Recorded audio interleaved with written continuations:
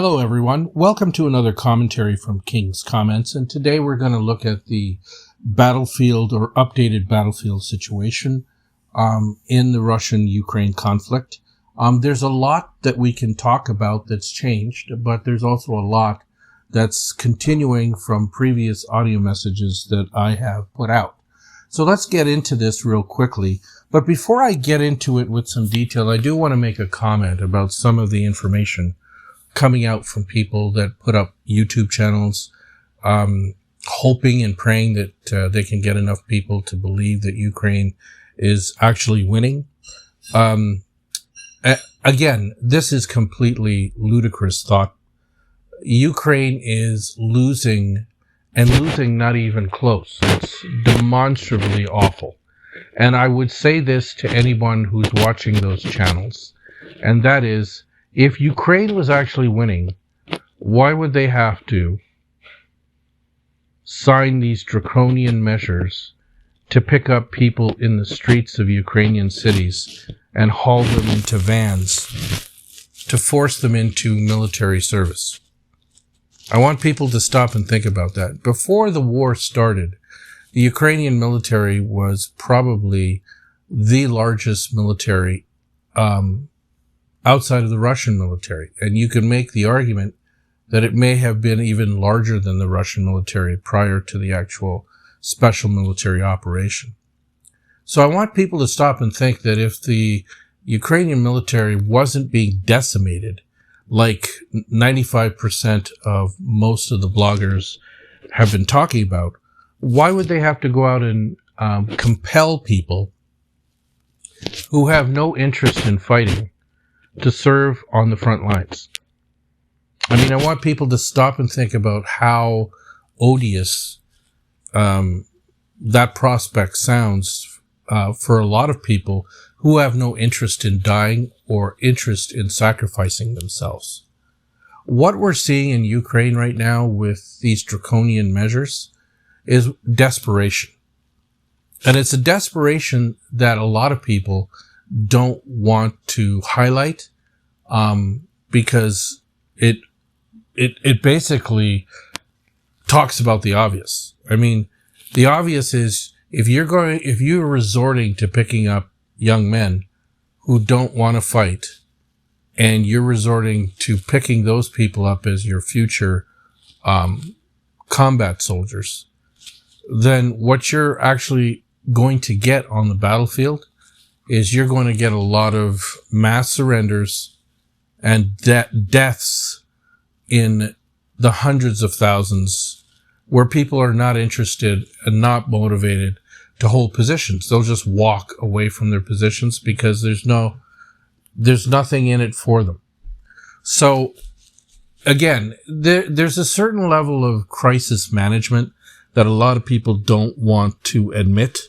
And a lot of these channels that talk about, the Russian military is da-da-da-da-da, we hit them with this, American attackums hit the Russians and hit Crimea, and they hit a satellite installation. All of this is nonsense. It doesn't change what's happening on the battlefield. And what's happening on the battlefield is decimation of the Ukrainian military. Complete, total decimation. And again, I would say this to everyone who doesn't understand what's happening in the war, and who may get their news from the mainstream media or certain vloggers who want to paint a picture that Ukraine is actually doing well. Ukraine is not doing well. When you have to resort to those kinds of draconian measures, it means that the soldiers, the professional soldiers you once had, are no longer there. So I'm going to make this point perfectly clear. There's about 500,000 men that the Ukrainians have lost in this war that they can never resurrect from the dead. These were the soldiers that were motivated.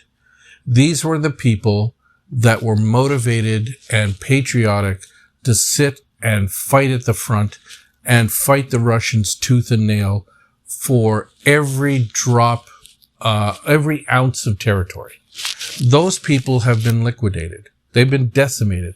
And they've been decimated by a professional army that is trained to fight a war of attrition. And again, I use that word not lightly, attrition. The Russians have fought this war primarily through, I would like to call it, three basic means, which is they've used their air power to devastating effect. They've used their alligator helicopters, their KAs, to devastating effect. They've used these ODAB bombs and FAB bombs to pulverizing effect. They've used their massive artillery advantage to an insane amount. There are some estimates that state that the Russians are firing up to 10,000 artillery shells every single day to 1,000 on the Ukrainian side. It's not even close. Now, no military, no infantry can fight a sustained war without armor and without air power. So any one of these loggers who thinks that they can go out there and make stupid comments about the state of the battlefield right now, I mean, it's because they don't understand war and probably have spent the majority of their time playing World of Warcraft or some sort of game that doesn't actually have any reality based off of it. So I do want to make this point. I consider myself a student of warfare because I've studied how World War I was fought, World War II was fought. I've studied practically every military engagement, down to each general, down to the tactics used. And part of the reason why I studied this was because I felt that it was necessary to understand these kinds of things, because for me it was more of a hobby. But what I'm seeing right now is I'm seeing my hobby play out in real life. And what I'm seeing is, from the Ukrainian side, that they're actually trying to fight a conventional war that they should have never have fought conventionally. So what do I mean by that? Well, Ukraine's only advantage was in the very beginning when they could gain a tactical advantage by forcing the Russians into suing for peace when they had an advantage because the Russians were disorganized and not operating off the same game plan. Since then, that opportunity has long gone, and the Russians control about 20 to 25% of Ukrainian territory in the east. And if they wanted, they could basically mobilize their reserves and just basically just roll over the entire area. But they too don't want to take casualties. And they know that they would take a significant amount of casualties to achieve their objective. So what's easier to do? It's easier to bomb them, artillery them, and force them into areas where you can encircle entire brigades and battalions and just decimate them. And the stated aim of the Russian military operation has always been to eliminate the Ukrainian military as a fighting force. And what they've done over the last 2 years is do just that. I mean, again, I keep hearkening back to that 500,000 number or more. The amount of graves in Ukraine for Ukrainian soldiers is absolutely unconscionable. Now, a lot of people have said, well, the Russians have lost people. Yes, the Russians have. But I can almost guarantee you that the ratio is 10 to 1. The Russians can afford to take those kinds of losses because their military is large and it's growing and their reserve is strong. By all estimates, the Russian military is going to grow from a pre-war force of 800,000 to a post-war force of closer to 2 million. 1.5 million at present to close to 2 million by the time this entire war is over. The Russian high command has made a lot of changes as well. One of the things that they've made is they've made it more professional. They're rooting out corruption within their ranks from generals and higher commanders that were on the take from their own military-industrial complex, something that perhaps the United States could learn from as it directly relates to their own gouging that takes place within their own military-industrial complex. This is something that people have to consider when they look at what Russia's doing right now. Now, on the ground, when it comes to the Kharkiv offensive that took place on May the 10th, a lot of people don't understand what the purpose of that offensive was for. And it makes perfect sense. The purpose was to force the Ukrainians to fight along the front even more thinned than they are now. So they cobbled together divisions that were in Zaporozhye, Donetsk, and Lugansk. They cobbled together divisions and forced men to move up to the area of combat where there were no fortifications, thus leaving them exposed and thus leaving any and all armor exposed. And again, what a perfect plan. I mean, whoever is planning out these things on the Russian side, what they're basically doing is they're just exposing more of the weaknesses of the Ukrainian high command, and nobody in the Ukrainian military obviously knows how to play chess very well. Because the Kharkiv offensive was never designed to take the city. It was designed specifically to take the pressure off the Donetsk region and transfer soldiers from Zaporozhye region and the Donetsk region and force them to fight in an area where the topography suits the Russian Air Force. So what do I mean by that? Well, the topography in the Kharkiv Oblast region is completely different from the Donetsk region and from the Zaporozhye region. And that topography suits aerial bombardment and more artillery. And so what you're seeing in the Kharkiv Oblast area, in the fight for two specific cities, which are the second line of defense for the Ukrainian military, is you're seeing the Ukrainian military get degraded even further because the Russians have basically clipped all the bridges in that area, forcing the Ukrainian armor into one specific highway or road. And from there, it's easy pickings. It's almost like the Fillet Gap or the Marianas turkey shoot. For any World War II buffs or aficionados, they'll know what those two references mean. But the FPV drone operators for the Russians are just having a field day. They're basically picking off Ukrainian armor, Ukrainian missile defense systems, Ukrainian HIMARS, Ukrainian, you name it, fighting vehicles, tanks. They're getting picked off. And this is happening every day. Now, also when the Ukrainian military decides to counterattack, they have got nothing to counterattack with because they don't have enough armor and they certainly don't have enough capabilities to sustain a long counteroffensive. And because of that, the Russians simply wait for them to come in. And in a lot of these residential areas, particularly in Vovchansk and Lipsy, what you're basically seeing is the Russians use fab bombs to unbelievable effect. Meaning that if you've got 100, 200 Ukrainians in a building and they're on certain floors of that building is pulverized, it's eliminated, it's wiped off the face of the earth. And the people that were in it are also wiped off the face of the earth.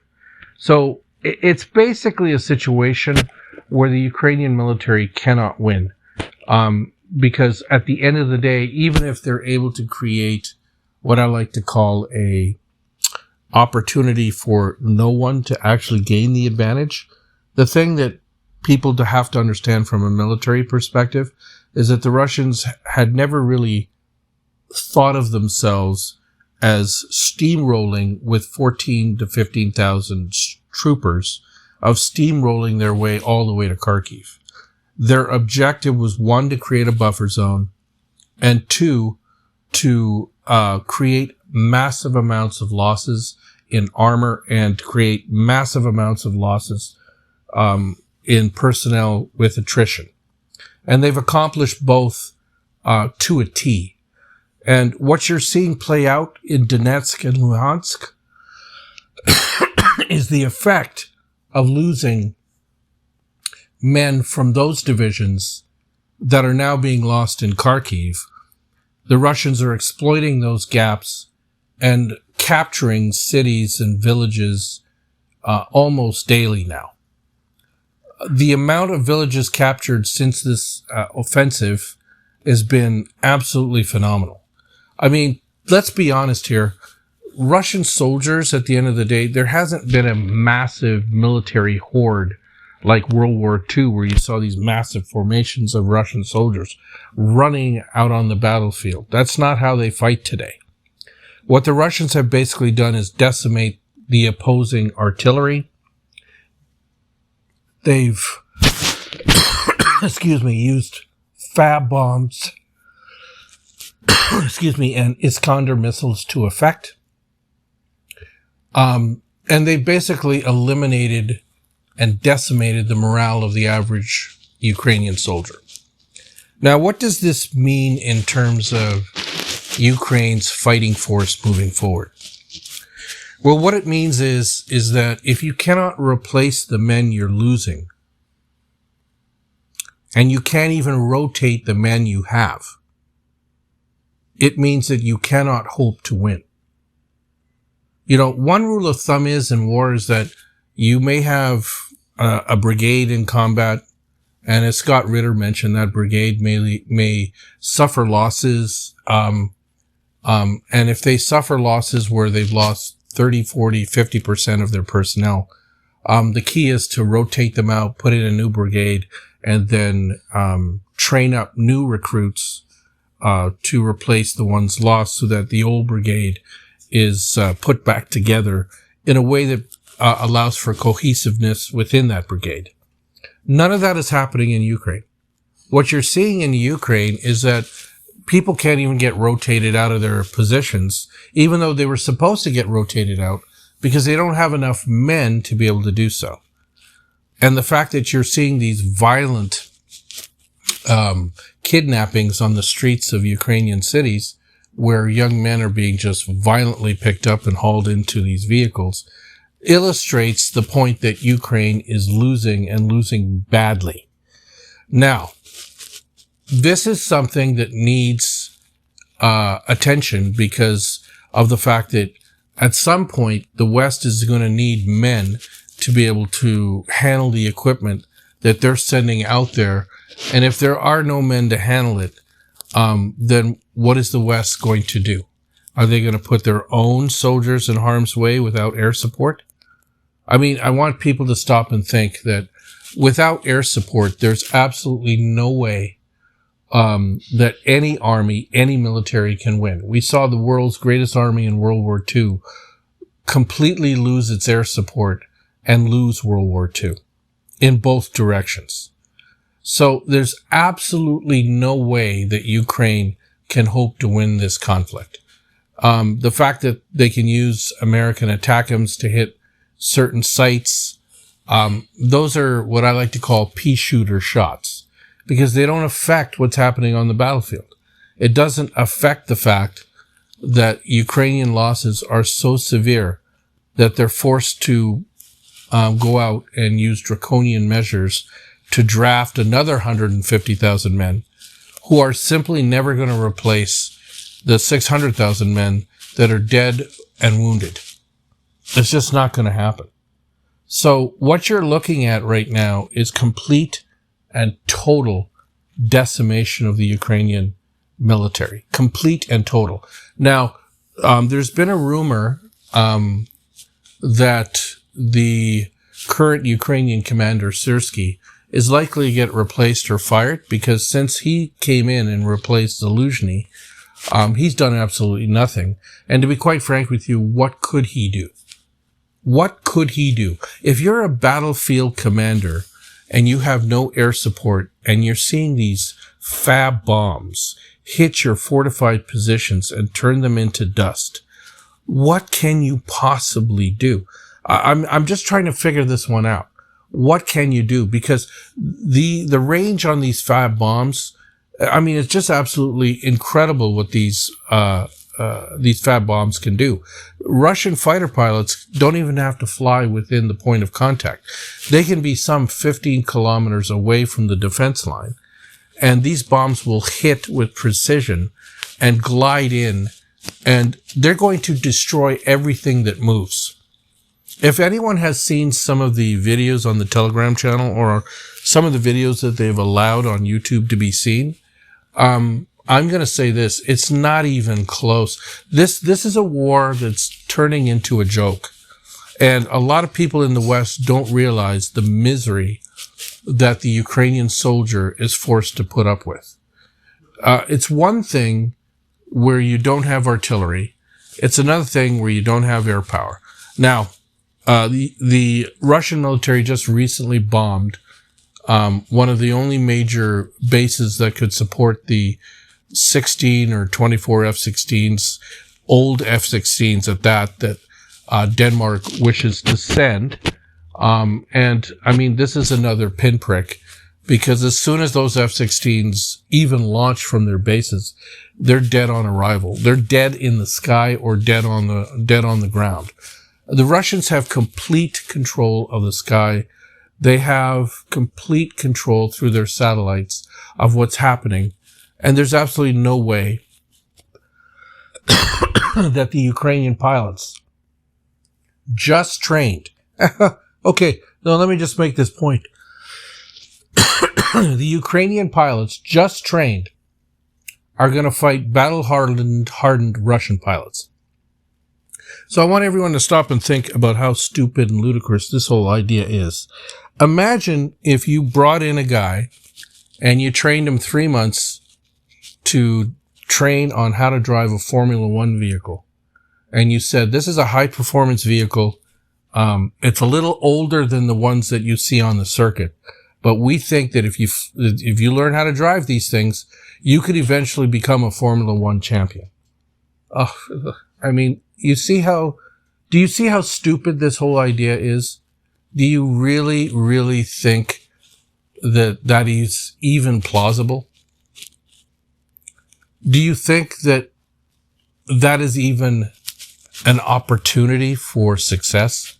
And yet you'll have certain vloggers who are pointing out, oh, we get these F-16s. It's a game changer. It's a death sentence. It's a death sentence for the 4 pilots that have been forced or who are doing these things. And the second thing is, and this is probably the most important thing, is that what it's basically doing is creating a target for all of the air bases, all of the energy facilities, everything associated with any of the industrial military complex in Ukraine. It's just creating more misery for the Ukrainian people. This is absolutely turning into a farce. A complete, total farce. This is not a stalemate, everyone. This is not a situation where the Russians are, or where the Ukrainians are, everything's under control. No, it's not under control. The Russian plan from the get-go has been to destroy large formations of Ukrainian troops whenever and wherever they can. Their also goal has been to eliminate Western armor at a level that one can't even begin to fathom. And in both situations, they've been able to do both while moving the front line in a gradual way without taking the losses that the Ukrainian military is currently taking. And again, if the Ukrainian military wasn't taking these losses to the extent that they were, why would you have to pass these draconian measures to pick up young men in empty streets, forcing them, kidnapping them into vans? I mean, you could make the argument that the West is complicit in kidnapping young men who don't want to fight. They don't want to fight. These are men that know their fate. So why would the Ukrainian military draft, conscript, whatever you want to call it, kidnap people who don't want to fight. You put them in the front lines knowing fully well that they're just armor, body armor for the obvious. They're cannon fodder. So there's no chance of victory here. No chance. So what is the end goal of the Ukrainian objective, military objective? What is their end goal?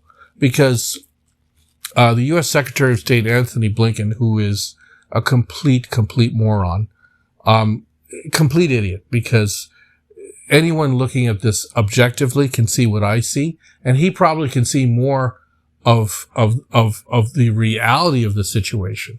There's no hope for Ukraine to win. I have to think that the reason why the powers that be in the United States and some of these Western capitals are saying the things that they're saying is because they're likely going to be unelected soon. And they can point the finger at the next group of people coming in and reversing their policy. So let's take a look at some of the things that could happen. In the UK, you've got an election coming up on July the 4th. And you have the idiot Sunak talking about military conscription prior to an election, as if that's going to somehow be a tremendous talking point for him in an election. Do young people want to be conscripted in the British military? Well, I'll tell you one thing. On July the 4th, young people will come out and they will vote hard against Sunak. And you're going to see a tremendous amount of support for third parties, and the Labour Party will form the next government. If they decide to continue with Sunak's policies, well then, they face the same wrath from the people of the UK as the last government did, because their economies are shattered. If you take a look at Olaf Scholz, I mean, this guy is polling at about 12 to 15%, and the German economy is completely deindustrialized. They have no access to cheap oil and gas. They're finished. And unless they replace their leader and find a different way to deal with the Russians, they're done. They're done as a country. From an industrial output perspective, they're completely being stripped of their GDP growth. You look at the United States. The United States has not been directly affected by this catastrophe in Europe, but it's likely that Biden is also on his way out, and his successor isn't going to likely continue with the same policy that's leading the United States down the road of World War III, because he's not a neocon. Does it mean that he could become a neocon? He could. I mean, he did sign off on this ridiculous aid package. But if you take a closer look at this aid package, the aid package was really meant for the United States. It was meant to replenish their stocks that they'd already given to Ukraine. So there's going to be a lot of change in Western capitals. I would imagine that even von der Leyen could be replaced because people are starting to find out that their own economies are crashing before them. They're crashing. And then you've got China wedged or putting a wedge in Europe, doing deals with countries like Hungary and Serbia, likely to do even more deals because the West right now, particularly Europe, they're finished. I mean, France is a joke. It's basically, for lack of a better word, a third world country. And I say that in deference to the French, but their economies are so small and don't amount to anything from a global perspective that they're finished. They've basically sacrificed their industries for this stupid objective. And then you've got Russia, who's been sanctioned to death with 5.4% growth in the last quarter, and likely to grow more, with a military that's going to come out of this conflict 3 times the size and being a monster forever. And new markets being open to them. And the last of this is the problem with Russia and China now becoming joined at the hip. So from a military perspective, this has just completely turned out to be a complete fiasco for the West. The next thing I want to talk about is that we've heard also rumors that the Russian military is poised to strike in the north of their current conflict line, north of Kharkiv, in the Sumy Chernihiv area. And that area, Budanov, the Ukrainian intelligence chief, decided that that's where him and his people would make their sort of Alamo stand, I guess. I seriously doubt that he will make his Alamo stand, because most of these people in the upper echelons of the Ukrainian military are cowards. They'd sooner send others to do their bidding as opposed to standing and fighting themselves. But clearly the situation is pretty clear that once the Russians open up another front, the already stretched, thinned Ukrainian military is going to be even more thinned. And what we're seeing play out on the battlefield, I've just got to say this. And again, for anyone who doesn't know, the YouTube videos don't really tell the story. What you get from the Military Summary Channel or from Weeb Union is sort of a glossed over look at the day's events. And it's put into a 15-minute video, but people aren't seeing the colossal damage that's being done to the Ukrainian armed forces until they watch the Telegram channels. And even the Ukrainian Telegram channels are admitting the obvious. They're admitting that Ukraine is losing in the Kupiansk, Donetsk, Avdiivka, Zaporozhye regions. They're losing everywhere. There's not one area at the point of conflict or the point of contact where the Ukrainians can point to, hey, we're doing okay here. No, they're not doing good anywhere. And the only reason why they're still there is because they are their own armor. I want people to stop and think that the Ukrainians are throwing themselves, at least the ones that are the patriots, are throwing themselves into battles that they know that they cannot sustain and they know they cannot win, only to retreat thereafter. One such example is this town called Krasnogorivka. I probably butchered that pronunciation, but the Ukrainians have held on to a couple of high-rises in this particular area. And the Russians have basically been fab bombing this whole area to just pulverizing effect. And when it's all said and done, the only people alive, the only Ukrainians you're going to find alive are going to be the ones under the rubble. So there's no hope of victory here. I don't see any hope of victory. But you know what I did find very interesting? And I think this was brought to my attention when I was looking at the Telegram channel specifically, is that what I found very interesting is that Putin said that Zelensky is illegitimate. And all of a sudden, we saw the previous leader of Ukraine prior to the Maidan coup d'etat, Yanukovych, at a meeting where he was present with the leader of Belarus and Mr. Putin. Now, what does that suggest? What does that suggest? Could it suggest that the Russians may decide to take Kiev after all and install a new government? I mean, what could the West possibly do to change the battlefield situation? I mean, if the Russians decide that they're going to use their reserves, overrun the entire country, and take the capital, there's nothing to stop them from doing that. The West won't stop it. They can't stop it. And if the Russians decide that they want to start a color rebellion within Ukraine, they could easily do that, because any government that has to round up its citizens and force them and kidnap them into vans is probably not popular.